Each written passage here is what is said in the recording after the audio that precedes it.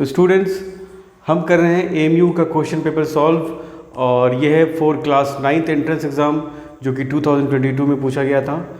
और सो फार हम लोग जो है इस सीरीज़ के 5 वीडियोस देख चुके हैं। यह है पार्ट 6 और क्वेश्चन नंबर है 19। इस क्वेश्चन में क्या पूछा है, ये रेशियो एंड प्रोपोर्शन से है बेसिकली। क्वेश्चन में पूछा है कि if 782 be divided into 3 parts, मतलब 782 को 3 पार्ट्स में डिवाइड करने के लिए बोला गया है। ठीक है, 3 पार्ट्स में डिवाइड करने के लिए बोला गया है इंटू 3 पार्ट्स प्रोपोर्शनल टू 1/2। ठीक है, एक हिस्सा उसका बोल रहा है वो 1/2, दूसरा बोल रहा है 2/3 और तीसरा हिस्सा बोल रहा है 3/4। ठीक है, 3/4। देखिए, ये क्वेश्चन बड़े इजी होते हैं अगर आपको इसका कंसेप्ट पता है। आपको कुछ नहीं करना है, जितने भी पार्ट्स दिए हुए आप सब में एक कांस्टेंट को मल्टीप्लाई कर दें। एक कांस्टेंट को मल्टीप्लाई कर दीजिए सबको, और इन सबको आप ऐड कर देंगे अगर, तो ये क्या हो जाएगा, क्योंकि ये इसी नंबर को 782 को ही ब्रेक किया गया है, तो अगर इन सबको जोड़ें दोबारा से तो इतना 782 ही हो जाएगा। ठीक है, आपने क्या किया, जो भी रेशियो दिया हुआ है, जो भी पार्ट्स दिया हुआ है बेसिकली, उसको एक कांस्टेंट के से मल्टीप्लाई कर दिया और सबको ऐड करेंगे तो हम लोग 782 आ जाएगा। आप के को कॉमन निकाल लें तो वापस इसमें बच जाएगा 1/2, 2/3 और 3/4। अब आपको क्या करना है, 2, 3 और 4 का एलसीएम लेना है। तो 2, 4, 3 का एलसीएम कैसे लेंगे, 2, 3, 4 ऐसे नहीं लेंगे एलसीएम। ठीक है, ऐसे बचपन में लेते थे आप एलसीएम। आपको क्या करना है, 3 नंबर्स का अगर एलसीएम लेना है, आपको जो सबसे बड़ा वाला नंबर है 2, 3, 4 में कौन सा नंबर बड़ा है, 4 के मल्टीपल्स आप काउंट करेंगे, जैसे 4 1 जा 4। अब चेक करेंगे बाकी जो रिमेनिंग 2, 3 से ये 4 डिविजिबल है क्या, नहीं है। ठीक है, 2 से डिविजिबल है, 3 से नहीं है, तो ये नहीं चलेगा। ठीक है, नेक्स्ट आप लेंगे 4 2 जा 8 भी 3 से डिविजिबल नहीं है, तो ये भी नहीं चलेगा। उसके बाद 4 3 जा 12, तो 12 जो है 2 से भी डिविजिबल है, 3 से भी डिविजिबल है, और 4 का तो वो मल्टीपल ही है, तो इसका मतलब इसका एलसीएम हो जाएगा 12। ठीक है, तो अब आगे से आप ऐसे एलसीएम निकालेंगे 2 नंबर 3 या 3 नंबर्स का, और उसके बाद आप 2 6 जा 12, ये हो जाएगा आपका 6 + 3 4 जा 12, 4 2 जा 8, और ये हो जाएगा 4 3 जा 12, 3 3 जा 9। ठीक है, इसको ऐड कर दिया आपने, ये हो गया आपका 782 विच इम्प्लाइज के। अब इन सबको ऐड कर देंगे आप, तो ये हो जाएगा 23/12 और ये हो गया 782। ठीक है, तो थोड़ा सा स्पेस का प्रॉब्लम हो रहा है, इस वाले पार्ट को मैं हटा देता हूँ। तो आपका आ जाएगा के, आ जाएगा k = 782 इंटू ये 23/12 आया, तो उधर जाके पलट जाएगा 12/23। अब देखिए स्टूडेंट, 23 जो है आपका क्या है, प्राइम नंबर है, तो कई बच्चे यहीं घबरा के छोड़ देते हैं। देखिए, जब भी आपका प्राइम नंबर आएगा तो आपको इतना कॉन्फिडेंस रखना है कि ये आपको डिवाइड करना है डायरेक्ट। ये जो है, ये वाला जो नंबर है जैसे 782, ये आपके जो है 23 से डिविजिबल होगा। ठीक है, तो आपको वो मान के चलना है कि आपको इसको ऐसे आप डिवाइड नहीं कर सकते। 23 का टेबल किसी को नहीं याद होता है ना, तो आपको कैसे डिवाइड करना है, अपना नॉर्मल जैसे रूटीन वाइज 23 का लिखेंगे, ऐसे करके 782 लिखेंगे। यहाँ से बहुत लोग वापस चले जाते हैं इस टाइप के क्वेश्चन में, जब कुछ ऐसे नंबर्स नीचे आ जाते हैं डिवाइड करने के लिए। तो आपको ऐसा नहीं करना, आपको डिवाइड कर देना। ठीक है, आपको 23 का टेबल ऑब्वियस ही बात है नहीं आता होगा, लेकिन 20 का तो आता है। 23 जा 60, तो ये 60 के अराउंड है, तो 60 प्लस, तो आपको अगर, क्योंकि अब आगे 24 जा करेंगे तो ये 80 हो जाएगा, तो वो 78 से ज़्यादा हो जाएगा, तो आप इसको 3 से चलेंगे, तो 23 जा इसको मल्टीप्लाई कर देंगे, तो ये हो जाएगा 3 3 जा 9, 3 2 जा 6, और ये आ जाएगा 9 2, और ये 4 से चलेगा, क्योंकि देखिए 24 जा 80 होता है और ये 90 के अराउंड है, तो उसी के लगभग आ जाएगा ये। तो ये देखिए, ये आपका 92 ही आ गया। तो इस तरह से ये आपका ये कट गया। ठीक है, तो 23 और 782 को कैसे काटा, 34 से काटा। ठीक है, तो ये आप इसको लिख सकते हैं, दिस इज 34 × 12। ठीक है, एक सेकंड इसको इरेज कर देता हूँ। तो इस तरह से आपको डिवाइड कर लेना है, घबराना नहीं है, ठीक है। अब देखिए इसको मल्टीप्लाई मत कीजिए, क्यों? क्योंकि आपका क्वेश्चन क्या है, क्वेश्चन में बोला then find the first part, आपको फर्स्ट पार्ट निकालना है, ठीक है। तो फर्स्ट पार्ट जो है हमारा, फर्स्ट पार्ट कितना है 1/2 के, 1/2 इंटू के, और के कितना है 34 इंटू 12। तो हम क्या करेंगे, इसको एक बार काट देंगे 2 से 12, तो ये आपका इजी हो गया। इसको 12 से मल्टीप्लाई नहीं करना पड़ा, अब आपको 6 से मल्टीप्लाई करना पड़ा। जब आप इसको 6 से मल्टीप्लाई कर देंगे तो ये जाएगा 204, ठीक है। यही आपका आंसर हो गया, देखिए 204 ऑप्शन डी। तो थोड़ा सा इसमें सिर्फ कैलकुलेशन में टाइम लगा हमें, बट ये है कि आप अगर इसको करेंगे तो ये इजीली निकल के आ जाएगा। तो इस तरह के क्वेश्चंस को आपको घबराना नहीं है, जहाँ पर भी डिवाइड करने का आए इस तरह से, तो आप इजीली आप जैसे डिवाइड करते हैं उस तरह से इसको डिवाइड कर देना है, ठीक है। तो कई बार ऐसा आता है कि टेबल आपको नहीं आ रहा होता है, तो घबरा के बच्चे छोड़ देते हैं बीच में, है ना। और इस क्वेश्चन के पीछे जो कंसेप्ट छुपा हुआ था वो यही था कि आपको जब भी कोई रेशियो दिया हुआ रहेगा तो आप रेशियो को क्या करेंगे, जो भी रेशियो दिया हुआ रहेगा उसमें आप कुछ कांस्टेंट लगा के आप उसको मान लेंगे नंबर। सपोज कीजिए जैसे आपको इस टाइप के क्वेश्चन चलिए ट्रायंगल में पूछा जाता है कि किसी ट्रायंगल के तीनों एंगल का जो रेशियो है, सपोज कीजिए 2:3:4 है, तो इसका मतलब क्या हुआ, उसने आपको एंगल बता दिया। समझ लीजिए कि एक एंगल 2x है, दूसरा एंगल 3x है और तीसरा एंगल 4x है। अब तीनों एंगल को आप ऐड कर देंगे तो कितना हो जाएगा स्टूडेंट्स, ट्रायंगल के तीनों एंगल का सम 180।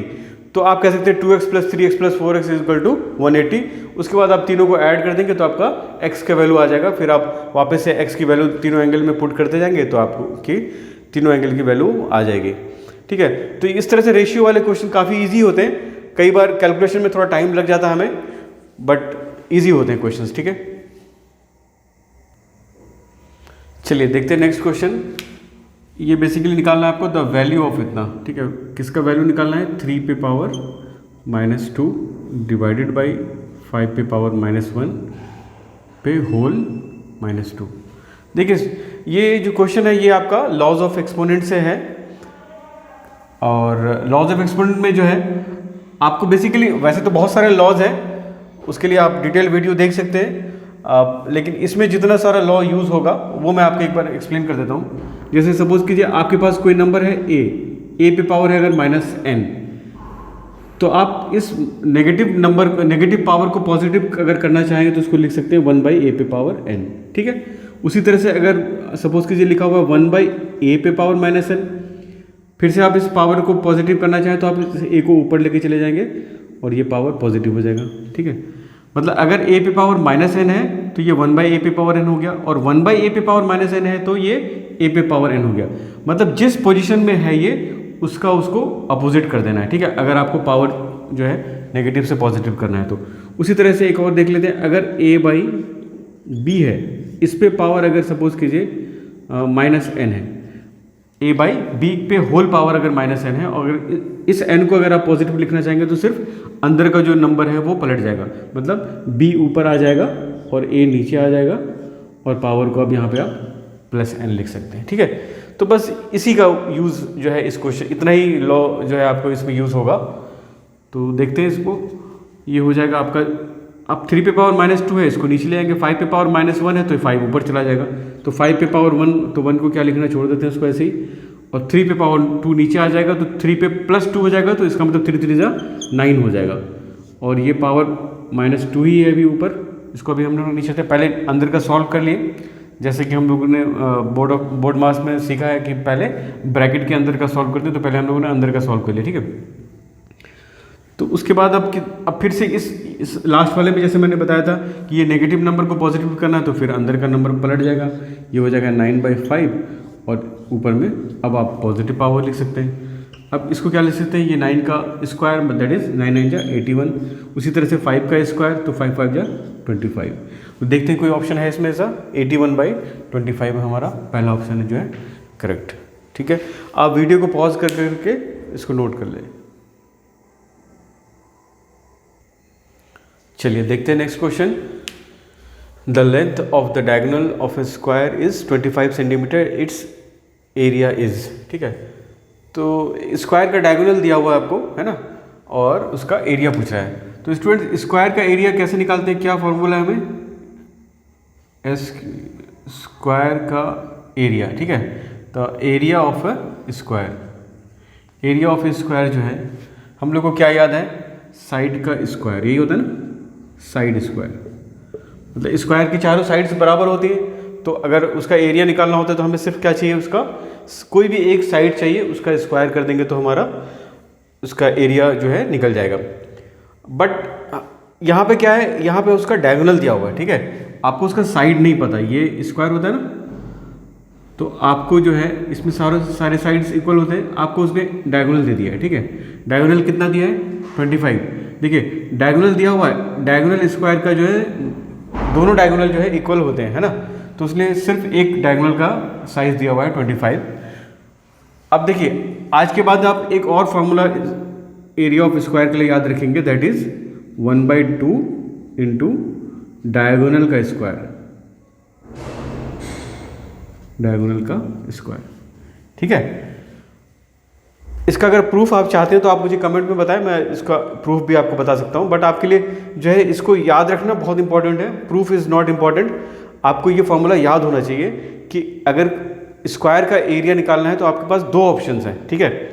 सिर्फ साइड स्क्वायर जो है याद रखने से काम नहीं चलेगा, क्योंकि क्वेश्चन को थोड़ा सा टिपिकल बनाने के लिए वो डायगोनल दे देते हैं, तो आपको 1/2 डायगोनल का स्क्वायर याद रखना पड़ेगा। स्टूडेंट्स एक बात और साथ के साथ आपको बता देता हूँ, ये सेम फार्मूला जो है उसके लिए भी यूज होता है रोम्बस के लिए, ठीक है।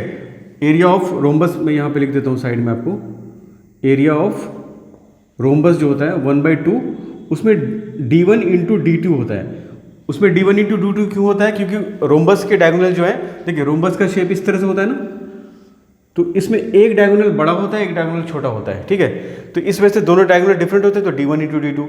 लेकिन स्क्वायर के केस में देखिए, जब भी आपके जो पैरेललोग्राम है वो अगर सीधा होगा, स्ट्रेट होगा, तो डायगोनल्स इक्वल होंगे, दैट इज इसके केस में, रेक्टेंगल के केस में और स्क्वायर के केस में ये डायगोनल्स जो है इक्वल होते हैं, है ना। तो ये डायगोनल सेम होने की वजह से d1 d2 सेम हो जाएगा, तो दोनों का स्क्वायर हो जाएगा। तो ये फॉर्मूला जो है आपको अच्छे से याद रखना है कि स्क्वायर का एरिया जो है साइड स्क्वायर होता है और दूसरा 1/2 डायगोनल का स्क्वायर होता है, ठीक है। तो देखिए इससे हमारा जो ये क्वेश्चन बहुत इजीली सॉल्व हो जाएगा। आपको क्या करना है, सिर्फ 25 यहाँ पे पुट कर देना है, तो 25 का स्क्वायर हो जाएगा, और इसको फर्दर आप सॉल्व करेंगे तो 1/2, 25 का स्क्वायर जो होता है 625, और इसको आप अगर डिवाइड कर देंगे तो 2 3 6, 2 2, 2 2 4.5, दैट इज़ 312.5 यूनिट इसका सेंटीमीटर स्क्वायर, तो 3125, option B is the right answer, ठीक है। तो बहुत कम टाइम लगा हमें, मतलब इसको सॉल्व करने में, बस आपको ये फार्मूला याद होना चाहिए, ठीक है। तो फार्मूला याद होगा तो आप काफ़ी इजीली इसको सॉल्व कर सकते हैं। चलिए देखते हैं अगला question, sum of all interior angles of an octagon, ठीक है। एक किसी ऑक्टागोन के सारे इंटीरियर एंगल का सम पूछ रहा है। बेसिकली ये जो क्वेश्चन है ये आपके पॉलीगॉन चैप्टर से है, पॉलीगॉन के जितने सारे फॉर्मूलेज हैं, और पॉलीगॉन का जो इंट्रोडक्शन वीडियो जो है वो मैंने ऑलरेडी अपलोड किया हुआ है, और पॉलीगॉन में जितने सारे फॉर्मूला जो है यूज़ होते हैं, तो वो उन सबका भी एक सेपरेट वीडियो डाला हुआ है, आप उस वीडियो को ज़रूर देखें, वो आपको काफ़ी हेल्पफुल होगा, क्योंकि पॉलीगॉन एक बहुत इंपॉर्टेंट चैप्टर है और इसके जो क्वेश्चंस हैं वो बहुत इजी हैं। अगर आपको फार्मूला याद है तो आपको फार्मूला तो याद करके जाना ही जाना है। अगर आप किसी भी कंपटीशन में बैठ रहे हैं, एमईओ के कंपटीशन में बैठ रहे हैं, तो आपको पॉलीगॉन के सारे फार्मूले जो हैं अच्छे से याद होने चाहिए, क्योंकि विदाउट फार्मूला जो है आपका ये क्वेश्चन बेकार हो जाएगा, आप इस क्वेश्चन को नहीं सॉल्व कर सकते, ठीक है।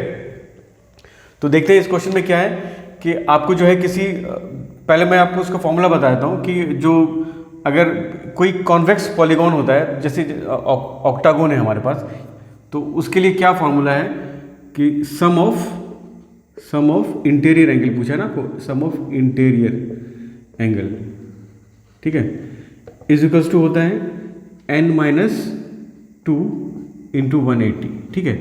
आप इसको एक क्रॉस चेक कर सकते हैं हमेशा, अगर आपको फॉर्मूला में कहीं भी कन्फ्यूज़न हो जाए तो आप इसको चेक कर सकते हैं अपने छोटे छोटे पॉलीगॉन्स को याद करके। जैसे सपोज कि आपको ट्रायंगल एक छोटा पॉलीगॉन है, तो उसमें n जो है कितना होता है, 3 होता है, तो उसके आपको पता है कि ट्रायंगल के तीनों एंगल का सम, इंटरनल एंगल का सम 180 होता है। तो यहाँ पे अगर 3 माइनस 2 करेंगे तो दैट इज़ 1 हो जाएगा, 1 इंटू 180 180। इसका मतलब ये फॉर्मूला करेक्ट है। तो अब आपको क्या किसके लिए निकालना है, ऑक्टागोन के लिए निकालना है। तो ऑक्टागोन में n कितना हो जाएगा, ऑक्टागोन में n कितना हो जाएगा, 8 हो जाएगा, है ना। तो 8 माइनस 2, हेक्सागोन में 6 हो जाएगा तो 6 माइनस 2। तो बस आपको सिर्फ फॉर्मूला याद होगा तो आप इजीली बना सकते हैं, ठीक है। कोई सा भी गोन हो, ऑक्टागोन हो, हेक्सागोन हो, डेकागोन हो, डेकागोन में कितना हो जाएंगे, n कितना हो जाएगा, 10 हो जाएगा। नैनोगोन में n हो जाएगा 9। तो यहाँ पे हमारे पास है 8 माइनस 2 6 और 6 इंटू 180 करेंगे तो ये हो जाएगा आपका 1080, ठीक है। That is option D is the correct answer, ठीक है। साथ के साथ स्टूडेंट्स एक और बात मैं आपको बताता चलूँ कि जैसे इसने पूछा सम ऑफ इंटीरियर एंगल्स, अगर सपोज कीजिए आपको ये पूछता सम ऑफ एक्सटीरियर एंगल्स, ठीक है, इसने पूछा ना इंटीरियर एंगल, तो इसका मतलब एक्सटीरियर एंगल का भी कुछ होगा, सम ऑफ एक्सटीरियर एंगल, ठीक है। ये कितना होगा, ये होगा आपका 360, ठीक है। ये डायरेक्ट फॉर्मूला है 360 ही होगा, ठीक है। ये आपका जैसे ये वाला फॉर्मूला जो था n के ऊपर डिपेंडेंट था ना, क्योंकि n माइनस 2 इंटू 180 था। इसमें मैं कह रहा हूँ कि ये 360 होगा। ये ऑक्टागोन के लिए नहीं कर रहा हूँ, सारे कॉन्वेक्स, सारे जो जितने सारे भी पॉलीगॉन्स होंगे उन सबके केस में बोल रहा हूँ कि एक्सटीरियर एंगल का सम कितना होगा, 360 होगा। ये जो है n के ऊपर डिपेंड नहीं करेगा। तो कई बार ये भी पूछ देते हैं स्टूडेंट को चकमा देने के लिए, ठीक है। तो ये याद रखें कितना होगा, ये एक्सटीरियर एंगल का सम कितना होगा, 360 होगा, ठीक है। उसमें n के ऊपर डिपेंड नहीं करेगा, चाहे वो कोई सा भी गोन हो, ऑक्टागोन, हेक्सागोन, ठीक है, सारे केस में 360 ही होगा।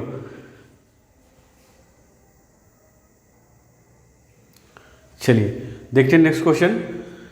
हाँ, इसमें पूछ रहा है 2 coins are tossed randomly, number of all possible outcome is, ठीक है। 2 कॉइन को टॉस किया गया। बेसिकली ये क्वेश्चन जो है प्रोबेबिलिटी से है, बट ये क्वेश्चन बहुत सिंपल पूछ लिया इन्होंने। देखिए कुछ क्वेश्चंस ऐसे मिलेंगे आपको, कुछ बहुत इजी मिलेंगे, कुछ थोड़ा सा टफ होगा लेवल उनका, किसी क्वेश्चन में आपको कैलकुलेशन में थोड़ा टाइम लगेगा। तो देखिए पेशेंस के साथ बनाना है, सॉल्व करना है क्वेश्चन को, जैसे आप एग्जाम में दे रहे हो। तो आपको घबराना नहीं है। बहुत कुछ क्वेश्चंस में अगर आपको टाइम लग रहा है तो उसको आप छोड़ दें, वहीं पे थोड़ा आगे बढ़ जाएं पहले। तो पहले इजी क्वेश्चंस को पहले सॉल्व कर लें, बाद में फिर उन कैलकुलेशन वाले क्वेश्चंस पे वापस आएँ, ठीक है। क्योंकि कुछ क्वेश्चन जो है वो बिल्कुल डायरेक्ट फार्मूला बेस्ड हैं और कुछ में बहुत कम टाइम लगेगा आपको, ठीक है। तो इस चीज़ को ध्यान में रखते हुए सॉल्व करना है। ये क्वेश्चन जो है प्रोबेबिलिटी से है, बट इसमें बहुत ज़्यादा कोई प्रोबेबिलिटी का आपको कोई फॉर्मूला यूज़ नहीं करना है। ये डायरेक्ट क्वेश्चन है बेसिकली, ठीक है। आपको 2 कॉइन को टॉस किया गया है, आपको पूछ रहा है उसके आउटकम्स पूछ रहे हैं कि पॉसिबल आउटकम्स क्या है, ठीक है। स्टूडेंट देखिए, अगर मैं सिंगल कॉइन टॉस करता हूँ, सपोज कीजिए अगर सिंगल कॉइन है, ठीक है, इसको अगर मैं टॉस करूँगा तो इसके आउटकम्स क्या होंगे, इसके आउटकम्स क्या होंगे, ठीक है। क्या होंगे, या तो हेड होगा या फिर टेल होगा, 2 ही आउटकम होंगे, ठीक है। तो इस केस में नंबर ऑफ आउटकम्स कितने हो गए, 2 हो गए। कब, जब आपने एक ही कॉइन को टॉस किया है। अब आपके पास यहाँ पे क्या बोला है, आपके पास 2 कॉइन है, ठीक है। अगर 2 कॉइन को टॉस करेंगे, 2 कॉइन्स, ठीक है, अगर आप 2 कॉइन्स को टॉस करेंगे तो आपके पास 2 कॉइन है, 2 कॉइन को टॉस करें तो हो सकता है कि एक दोनों में हेड आ जाए, ठीक है। मैं मान के चलता हूँ पहला ये केस है कि दोनों में हेड आ गया। दूसरी बार में हो सकता है एक में हेड आ जाए और दूसरे में टेल आ जाए, ठीक है। और तीसरी बार में हो सकता है कि इसमें टेल आ जाए और इस वाले में हेड आ जाए। और फोर्थ वाला केस हो सकता है कि दोनों केस में टेल आ जाए, ठीक है। तो ये 4 पॉसिबिलिटीज़ हैं बेसिकली। अगर 2 कॉइन को टॉस करें तो हमारा option D is the right answer, ठीक है। तो मिलते हैं नेक्स्ट वीडियो में। Okay, bye.